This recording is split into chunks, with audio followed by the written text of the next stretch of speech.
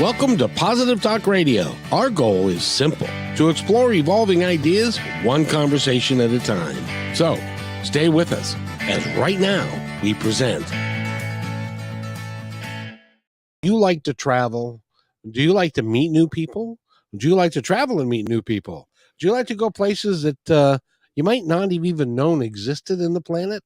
Well, we got a guy, and he's got this really long last name that I'm not even going to try. His name is Nat, and give us your last name, if you please, sir.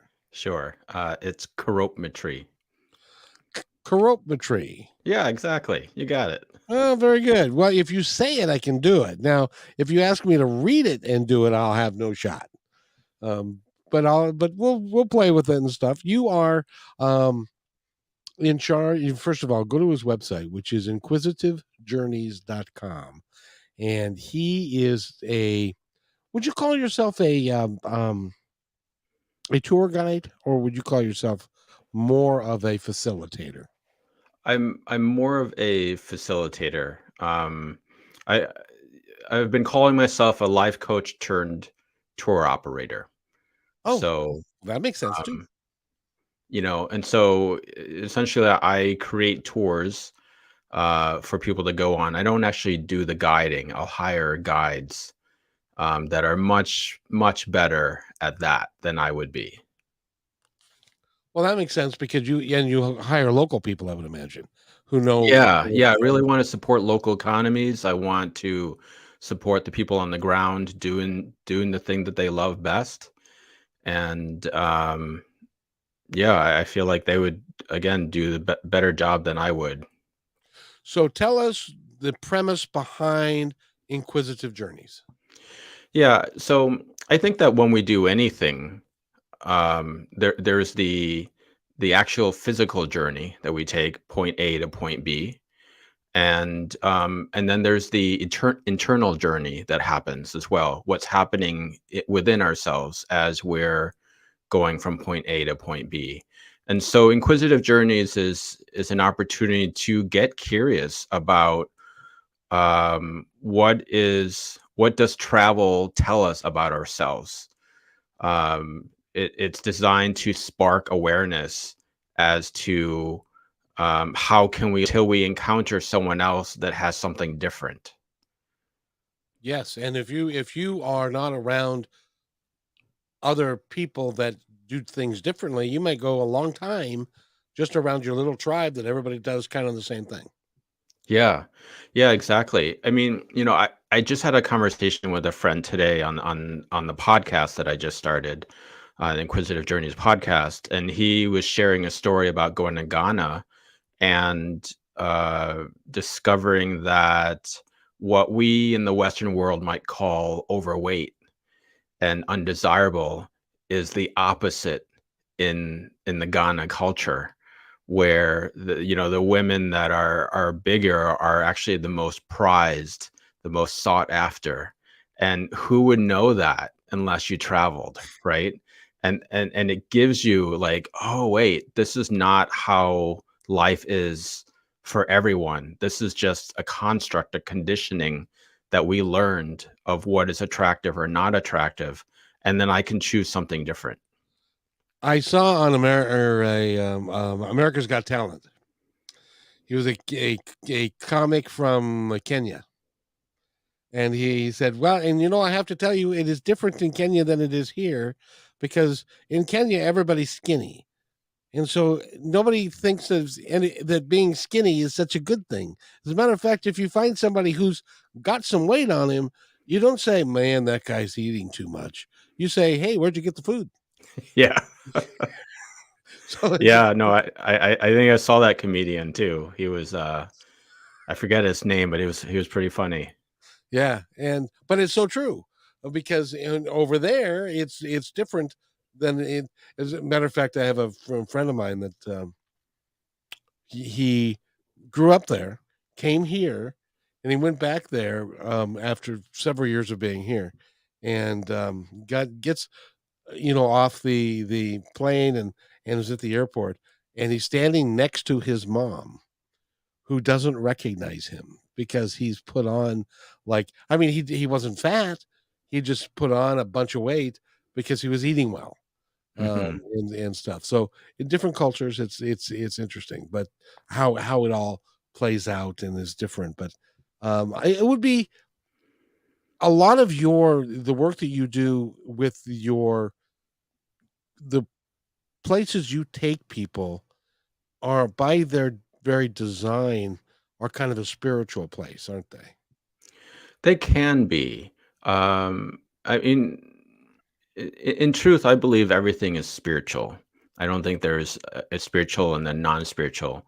Um, the last time we talked, I was thinking about taking people to Sedona. Unfortunately, that trip didn't happen. But the places I take people are places that are beautiful. I mean, it could be anywhere, really, right? Right. We can go to parts of the U.S. and have it be beautiful. I think the key thing is that we go together as a group. We go together as like-minded or like-hearted people, the people that have been on a path of self-discovery, so that we can share in our perspectives or share differences in perspectives and get to know ourselves. And then the places are, I mean, just they're they're arbitrary. They're just places that I want to go or people want to go. But it's in the going there together and then seeing what we're seeing through a suggested lens, right? Through a lens of wonder or a lens of beauty or a lens of awe, a lens of curiosity changes our experience. And that's what I'm after is, can we travel in a way that awakens us to who we are? And can we travel in a way that helps us not only embrace who we are, but embrace other people as well in their differences as well as our similarities? It's important to work with and to be around other people. I imagine that when you get now, how generally speaking, how long are the tours you put together? How many days? Um, the plan is to do anywhere from a weekend trip, 2 to 3 days, to as long as 10 days, maybe 2 weeks. And I say that now because I'm still in the early stages, so I haven't done a number of trips. Right. Um, but that's the intention. Well, let's get more people to come see you so you can do more trips. Um, Absolutely. 'Cause now, generally speaking, in the perfect world, how many people would you like to be on each trip? Yeah, so these are small group tours. So 12, 15 people max. For some tours might be even less, maybe 8, depending on the capacity and the type of tour.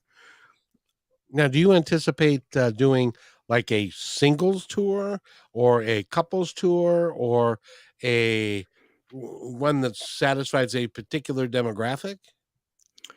I don't see it that way. I want, I mean, I could see how that could be beneficial, but I really want to have these be inclusive and I think that like a couples tour or having couples join a tour while there's also a single person offers another perspective, right?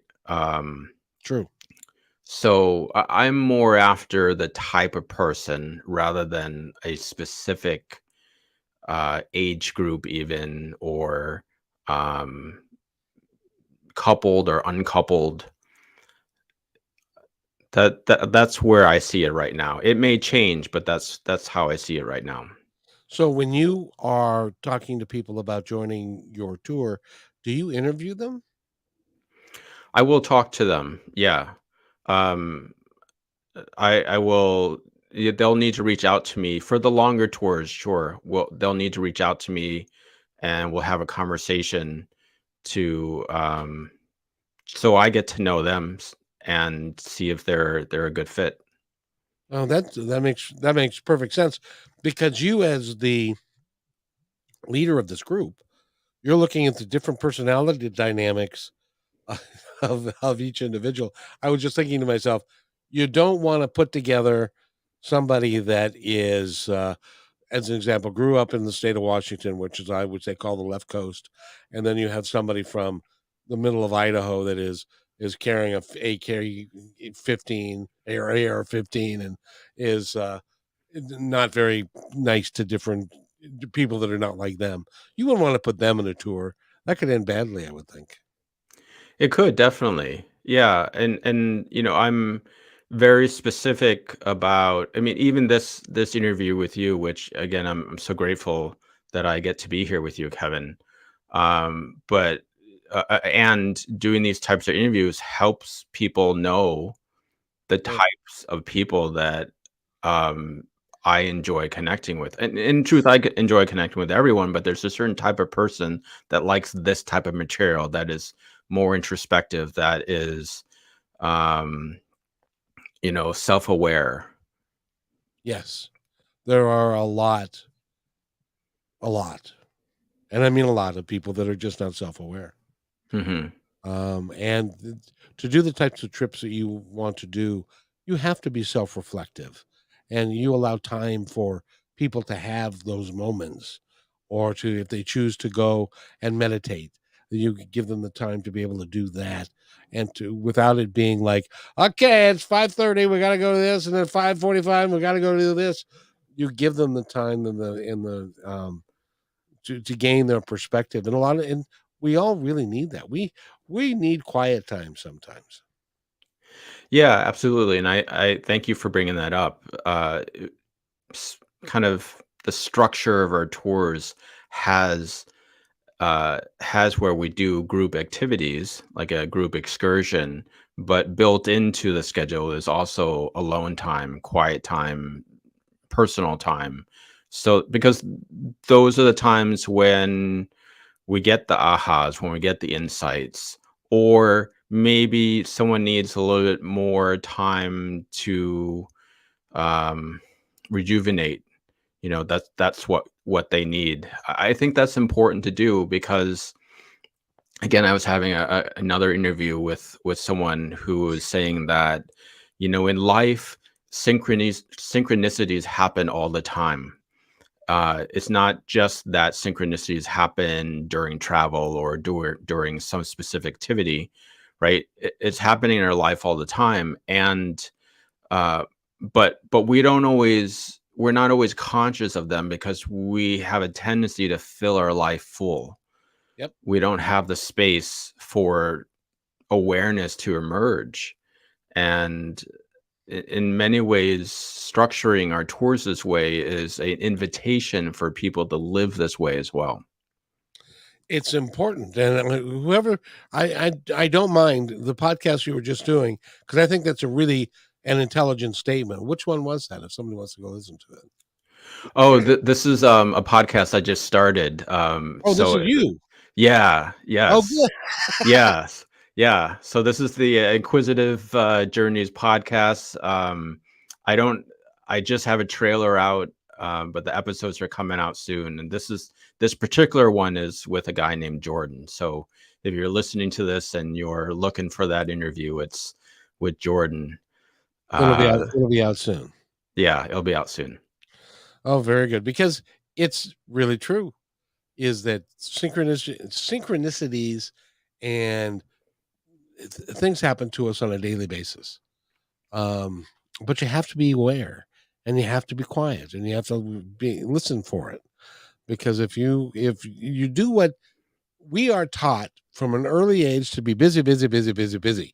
You go here, you go to there, you go to school, you go home, you do your homework, you and do all of these things, and we become a human doing, and that's not who we are. We are a human being, and Yes. so we need to be first, and to do what we are called to do, but allow time.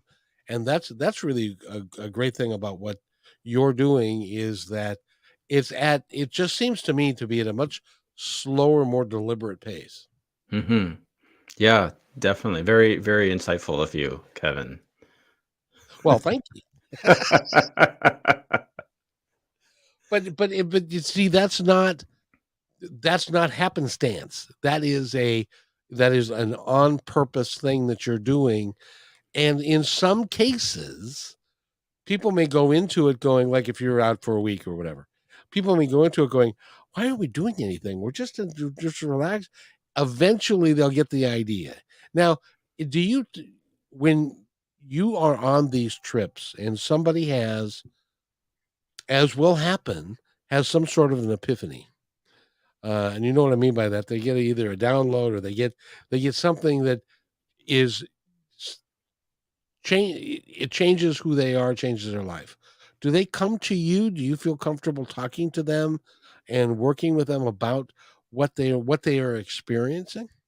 Yeah, absolutely. I would love that they share it with me. And also built into the longer tours is time for all of us to gather together in a group over dinner, and share some of our own epiphanies, our own insights with the group, because I truly believe that shared perspective helps expand our own awareness, right?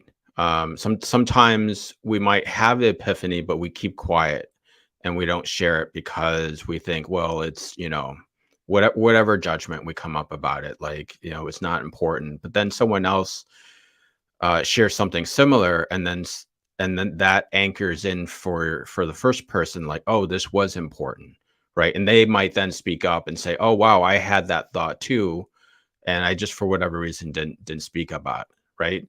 And then other times people will share a perspective and epiphany that someone else didn't see, but it was the puzzle piece they needed. Exactly. And those happen all the time. Yes. You're sitting there asking a question. When I'm listening to the radio, listening to a song on the radio, and I'll be in deep contemplation, and I would be asking a question, and inevitably a song will come on the radio that fits what I'm trying to understand, um, Amazing. and with the lyrics that it has, or whatever. It's like when my dog passed away and I had to put him down. I was listening to the radio all day before we put him down, and there were like four or five different songs that the main theme was going home. And Wow. my dog had, in my humble opinion, the universe and my guides had conspired with him to let me know that he's going home. He's going Hmm. to be he hurts, he's not gonna hurt anymore, and he's going home, and it's a major, and that happens to me all the time. And, but it's because I pay attention. I didn't used to. Yeah. Yeah, that's beautiful. What I know this is an interview about me, but I'm curious to hear like what changed for you. When I was, and this is a story that I've told on this air before, but when I was 42, I was a district sales manager for a major food company. I had 2 kids, a wife, dog, house, all the stuff that you're supposed to have, and I was not happy. I was like, "This can't be all there is. There has to be more." And so I got into a discussion with my fundamentalist Christian family, and they were talking about life after death, and it wasn't anything like I thought it really is, and why we're here was not like anything like I thought it really is, and we're here to experience things and to care for each other, and it's much bigger, much more broad, and so over time, um, I met people that, my wife and I met a couple that we formed a little group, and we started to learn about meditation, which, by the way, in the Lutheran Church is considered sin. Meditation is, and nobody knows how to do it. I had no earthly idea even what it was at the time. But then we got into it, and we discovered that there's a whole different place. The world is a whole different place than I thought it was, and I was waking up to that. And so that's Yeah. basically how the radio career started with, um, um, I wanted to put out there that there was something different, a better way to be, a better way to live. So I had Neil Donald Walsh on and Gary Zukav, and a bunch of different thought leaders about a better way for us to live, and that we are all Hmm. one, and that we all can work together with things, and that's what I still do to this day, with the radio show, which is why it's really cool to have somebody like you on. And thank Yeah. you for asking that, by the way. Yeah. Yeah. You're welcome, Kevin. I really appreciate you sharing that. And you speak to what you speak to travel as well, right? Because Yeah. you discover that there is a whole nother world out there, which is what travel does. Travel helps us see that there are another world out there, and with it comes a lot of new possibilities, but also with it comes like new understanding. Um, I had a conversation recently, also on an interview, about how uh, when we travel, we may notice a lot of differences, but we also notice a lot of similarities, right? That people fall in love, they still have to make money to work to make money. Like, they have loneliness and sadness and anger. Sometimes I don't know about you, but like for me, sometimes I get into this mode of like, oh, I'm the only one that feels this, even though I know intellectually it's not true. But sometimes I get into that mode of like, oh, I'm the only one that does this. Of course And you do. it's good to uh, be kind of either gently opened up to another way or shocked open into Oh, seeing and that, I've had both. oh, yes. I've been gentled, and I've been rocked into it. As we all have. But the interesting thing about the travel piece is you take somebody out of their comfort zone, their place, where they are, their house, so they have to relearn everything because everything's different, and Yeah. and so they can take that time to not be caught up in the same stuff that Yes. the same habits that they have at home, because that's a whole different thing, and they can have a different type of experience because it's not they're not home, and so it's like, and that's you can do all kinds of interesting things there. As a matter of fact, one of the things that we're working on here at Positive Talk is to create a community of like-minded people on YouTube and Facebook, no, on Zoom, where people can talk about exactly what you and I are doing. We're having a communication about about things that are bigger than um, making tea or stuff. And I mean, this is the important stuff of life. And it's like what you do when you get these people together and you sit down and have dinner, and somebody says, how do you feel about this or this? And then you have a deep discussion about whatever it is, and you went to dinner at 5, the next thing you know it's 9:30, and 4.5 hours, you know what I mean? Yes. It's important human activity and relating to one another that is the most important aspect. And you take people out of their comfort zone, and you put them someplace else, and then they are able to open up. And I imagine you see some remarkable things. I do. Yeah. I mean, I can't tell you how many times I've met someone new, had a conversation, we resonated. Time passes by so quickly that an hour, 2, 3 hours pass, and it doesn't feel like 3 hours. Like we look up at the clock and we're like, oh, holy cow, it's 3 hours. I really got to get back to work. Uh, where did the time go? Sort of thing. Right, right. And though that's the kind of interactions that we're designed to have as humans, and it's really is important because, and that's my philosophy, that we are all one. We are. You can't refute it. Hmm. But some people try still. So, what is your next adventure that you see coming up? I'm putting together a smaller trip to just the next state over, Rhode Island. It's we're just gonna I'm just gonna do like a weekend thing. I decided to focus this year on smaller trips locally as I build up a base of a community Yeah. of travelers. So it'll be a weekend thing. There's this fun activity that seems like it would be like a new experience. It's called railway tours or railway explorers, I think it is, where they have these kind of like the paddle boats that, Yeah. but these are on the rails, and you can do a kind of a round trip tour along the shore on these uh, c- um, electric powered, but also pedal powered uh, um, kind of cars. And I think that would just be a interesting way to see the shore and be together in community. And then I'll have some other activities planned, dinners, um, and something else. It's still kind of early stages, but that's an idea for that.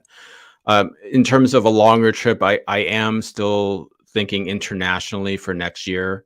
So this coming May, I'm going on a personal trip to Lisbon, and then Oh, I'll do some research there to plan a trip to Portugal next year.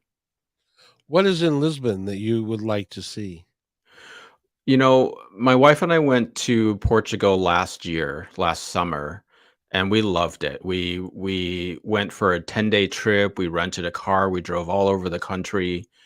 It was just each region is unique. There's a lot of beauty. The food is great.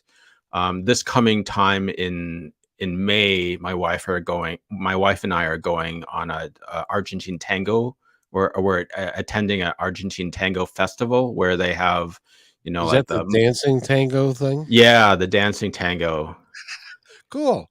Yeah, we've been studying that for a number of years, almost 6 years now, and all over the world they have these festivals where like the well-known teachers come and teach classes, and then there are social dances and performances. But we're also going a couple days earlier to see parts of Lisbon and the surrounding areas that we didn't spend as much time on in our last trip. Sounds wonderful. Sounds like it'll be, and it sounds like you just love to travel anyway. And if you can't drag a bunch of people, you're going to drag your wife along. Yeah, and I don't have to drag her. She loves to travel just as much.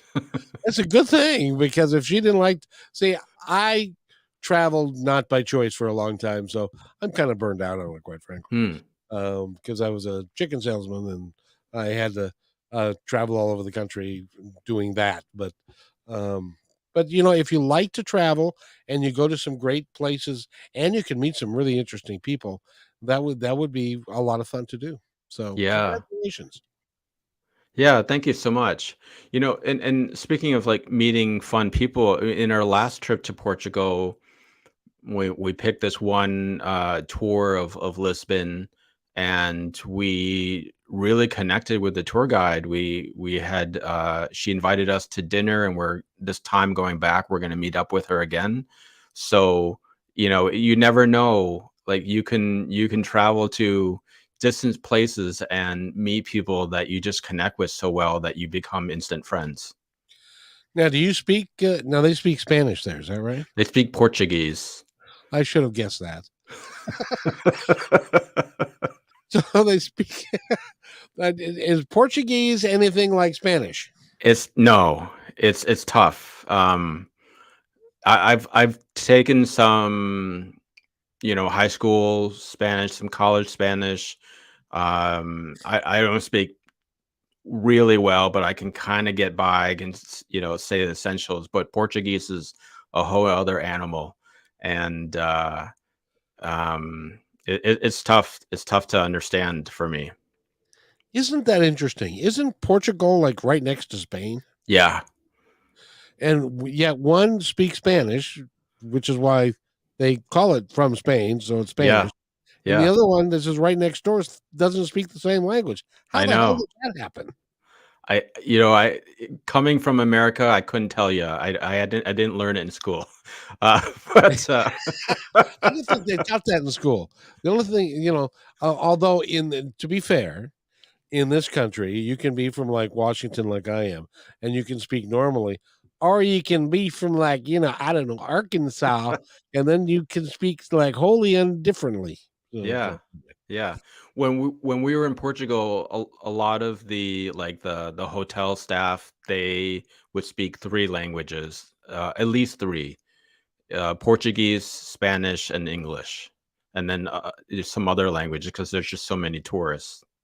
Yeah, I know a gal that she wanted to be on the wanted to be a cruise director, like I don't know if you remember the Love Boat that was like Hmm. in the 80s. Oh yeah, And Julie somebody was the recreational director, and she wanted to be that. So she applied, and they said, "Well, you need to know 5 languages." And so she didn't know 5 languages, but she went about trying to get them done, and so eventually she became a cruise director. So it was kind of amazing. which is pretty cool. But that's we here in America, we think we got the corner on all the good stuff. Well, there's some really cool stuff going around in the world. Yes. Yeah. I always try to learn some basic sayings in a country's language before I go. I always try to speak in their language as much as I can. But when we spend so much time trying to when I spend so much time trying to communicate something that they're not getting, then I'll ask if they can speak English. Now, do you ever use those now that like AI has become a big thing and all of that? They have the translators. Do you ever use those?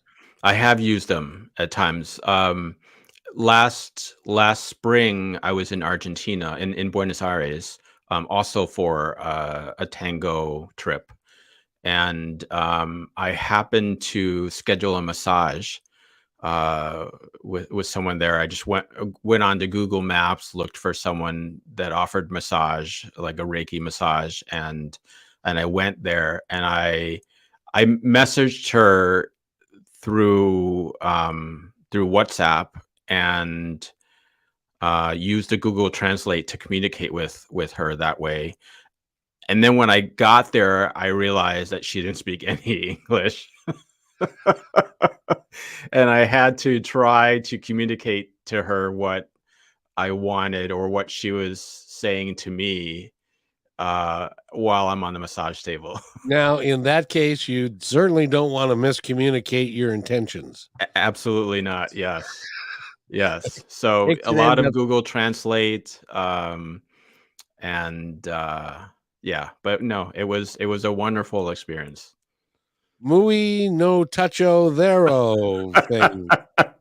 It kind of would be Yeah, yeah, well, that's that's pretty funny right there. Because that's good though. And you're learning a lot in the process and stuff. yeah. By the way, now was she a Reiki practitioner? Did she understand what she was doing, or was she just a massage therapist? She was mainly a massage, but she used like crystals, Oh, okay. Okay. yeah, for some energy work as well. Yeah, 'cause I was gonna say either she was a massage therapist who knew Reiki or energy work of some kind, or she Hmm. was just did massage, or she was the gal at the end of the block. It's hard to say, but, Yeah, yeah. you know No, she was. Um, it seemed like she knew what she was doing. Good. I felt great afterwards. It wasn't like a deep tissue massage, which is not one of my favorites. Right. Um, so it. I gotta tell you, I'm 65 years old. I've never had a massage in my life. Wow. Yeah, I've had chiropractor done, but most of them were by men and we all got to keep our clothes on. Yeah. So that was I've never even asked anybody how that process works, and really don't care to know, quite frankly. Oh, yeah. But I have had Reiki done, and Reiki is it's a marvelous energy work. Yeah. So which is really good. So how many places, if you have you ever added up how many places you've been to around the world? Oh my gosh. I have. And I don't know it off the top of my head, but I have it written down somewhere. It should be your Um, bio. You, it should be, the yeah. one that's Honestly, my my coach suggested that I put that on my bio, and I just haven't gotten around to it. I yeah, because what it does is it validates who you are. Yeah. Yeah, no, I mean, I know, like, off the top of my head that I probably have traveled close to like 350,000 miles. Oh, you're close to getting one of those American Airlines cards and stuff. Yeah, and that's a combination of travel and road trips though. So, Right. um, so it's more like road trip mileage and then whatever is the straightest distance from point A to point B for airplane travel. Now, I'm looking at your website and I'm looking at a picture of you as you were explorer, traveler, amateur photographer, and it says here granddad. That can't be you. It is. Oh, no friggin' way. You how old? You can't I, I'm not even gonna go there, but congratulations. How many grandkids do you got? I now have two. I was just in Austin actually this past week. I got to see. So I have a grandson who just turned 3 in the end of February, and a granddaughter that was born 2 months ago. Oh, congratulations. Thank you. Congratulations. Everybody healthy? Everyone's healthy, adorable. Of course they're Lots. adorable. Yeah, of course they're adorable. But I wanted to ask you, you're hanging out with wolves and they're both seem to be tame and walking up to you and stuff, but just like a dog would. Yeah. Are they very much like a dog, or why is a wolf different are they different from one another? Yeah, wolves tend to be so first of all, that picture of me with wolves is in this wolf sanctuary in Arizona. And they're rescued wolves from the wild that are now living in captivity, but well taken care of. Um, I went there because, well, I was drawn to go there. The wolves are generally bigger than dogs. They act very lovingly when they're treated lovingly. They when I went so I went into the cage with them. Um, the the cage is protected, like there's a double door system, but in essence, it's like you go into the first container area, and the wolves come up to you through the cage, and they kind of get a sense of you. If they like you, then you get to go into the next container with them. If they're feeling something off about you, then you don't get to go in because you know but what one of the things I loved about that experience was that I went in having a prejudgment about what wolves are based on what society says about them, that they're vicious, they're dangerous. And I was curious if there was something else, and being with them helped kind of got rid of some of my fears I had Sure. about them. They can be vicious, they can be uh, protective. And in the time when I was in there, if they felt like they needed to protect me from someone else, they would stand up and bark. But if they felt very safe around you, they, as you see in the picture there, that they let you pet them. I mean, they would lie on their back and with their belly exposed, asking you to rub their belly. I mean, it was just like a puppy would be. And so that changed my perspective a lot in terms of wolves. It just also tells us that when we're talking about animals of any kind, human or the four-legged kind, that your energy and what you emit, not just your smell, but how they perceive you and your energy level has an impact on everything that is around you. Did you find that to be true with these guys? Yeah. They didn't like Yeah, your energy. absolutely. Yeah, the caretaker was saying that, some of these wolves have been abused, Sure. and so if they can detect someone that has maybe a stronger male energy, not necessarily bad, but just, like, similar to what they might have faced Oh, or sure. close to it, then they may be adverse to you approaching them, but because and I've been told this, my energy tends to be gentler, um softer, um then they were very welcoming of me. Yeah, well, because yeah, and because they knew that you were no threat. Hmm. Because and they knew that wasn't your intention and all that kind of stuff. And I they also the look on your face is without fear, so you weren't scared for anything. Apparently, they had been well fed beforehand, so they weren't going to eat your arm or anything. True. But they look very comfortable with you. Yeah, no, it was such a beautiful experience, and the land there is just really powerful as well. It's like, native land. There's been a lot of rituals done on that land, and so it was really powerful.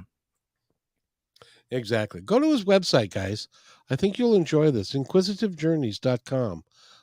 He's got a lot of stuff here and a lot of journeys and his podcast is coming out soon. He's got a blog and everything else and then just decide that if you and a group of your friends want to take a trip and you need somebody to set it up for you, that you could do that as well, couldn't you, Nat? Yeah, I could do that. That's not what I'm focused on so much right now because I am focused more on getting my trips up, but Right. that will be something available. I also invite people to subscribe to my newsletter. It's not just promo of trips. I do put a lot of insight into how we can all live more inquisitively in our lives, how we can all, um, you know, one thing I wrote in my last newsletter was that sometimes we think that we have to go far or to do something big to have a new experience. But really, there's so much we can do in our own backyards, in our own local towns. If we just did them differently than what we're used to, we can have a different experience, a shift in perspective, and our shifts in perspectives can change our experience. So I write about these things in the newsletter as well, because that's my ultimate goal is to get people to invite people to live differently. More, as I mentioned before, more in alignment with who they are, and the tours I provide are an opportunity to do that together. I think what you're doing is really a great thing, and I can't believe you're a grandfather, by the way. Again, good lord. But you are. I love what you're doing. I think it's really is exciting. And to your point, I have lived in the city of Seattle for my entire life except for the first 3 months. So that's 64 years and 7 months. There are places I've never been here. Yeah. There are places that I don't even know exist because it's out of my my vision. And if you so I could go here. As a matter of fact, there's something called downtown or underground Seattle. It is a series of a block and a half or 2 blocks because there's a great Seattle fire in like the late 1800s. And what they did they didn't have bulldozers at the time, and so they just built over the top of it. And Hmm. then somebody one day fell through, and there was several rooms in like a half a block. Now it's a tourist attraction. Never been there.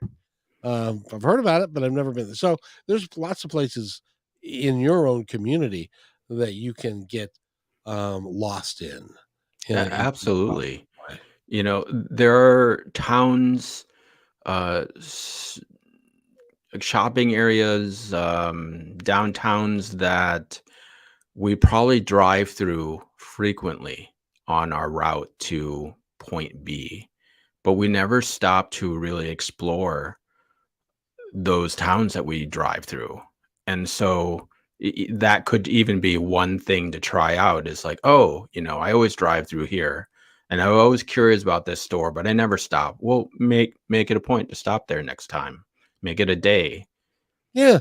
Well, and the other thing is I've learned in over time that the places that, you can go like, oh, what's the place in Tucson or in Arizona, the Tombstone. You can go to places like that. They have done is turned into a tourist trap, Hmm. and it's just um, um, gift stores and all that kind of stuff. Go look for authentic places in the country where you can relax and be yourself, and to get a sense of how other people live. I think that would be fun to do. Yeah, absolutely. Yeah, learn a little bit about the history of the area, even in your own town. Exactly. Exactly. By the way, Nat, give us your last name, please, because I won't say it again right. Courop Courop, what nationality is that? Well, my family is from Thailand, Uh-huh. but the story behind the name, it's not truly a Thai name in a like if most people see it, they don't think of Thai. That name was given to my family by the abbot of a Buddhist temple. So when my dad's family immigrated to Thailand from China, they went to the Thai Buddhist temple, and so we were given that name. Oh, I believe that there is a picture here of that Thai Buddhist temple. The or no, There not there's that not a one. picture of that specific Thai Buddhist temple. I was There is a picture of me being ordained um, as a monk when I was 17, but that was in Illinois, so that's that's not that. Well, it looks real good. It looks like that's that you're in Thailand, or you're where, Yeah, you know. So at 17 you became a monk, and yeah. that was just 2 short years ago. It's amazing how monks can have children and grandchildren so quick. It was a longer than 2 short years ago. That was a long time ago. Well, I tell you, I appreciate you, and I appreciate what you're doing. Go to, his website, which is inquisitivejourneys.com, and, before we go, I wanna give you the opportunity to tell our audience anything that you would like them to know. Wow, thank you, Kevin. Yeah, as Kevin said, go to my website, inquisitivejourneys.com. Check it out. Subscribe to our newsletter. And podcast episodes will be dropping soon. The first one will be going live tomorrow. So you can go to inquisitivejourneys.com/podcast to see the episodes there. And you'll also find them on most of your favorite podcast players. And hold on for just a second. I'm gonna do something here, that I'm let's see, do that, where oh, wait a minute, I'll do this, and it is right there, and I'm gonna share this, and Whoa. It's not really playing though. can you hear that? I cannot hear it on my end. Can you hear it now? Mm-mm. Huh.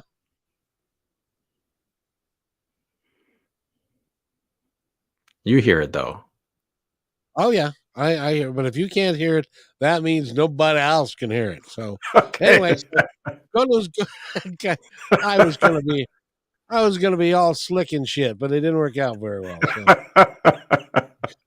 So go to his website, and you can get That's About His podcast and all of that. I highly recommend it. He's a great guy, and I just want to thank you for being here, and you'll need to come back, and I want to keep up to speed with where you're going and the trips you're on and that kind of thing. Wonderful, Kevin. Again, truly an honor, a pleasure. This has been a great conversation, a lot of laughs. Thank you for the invitation to come back. I'll definitely do that when I have more experience under my belt. Exactly. Well,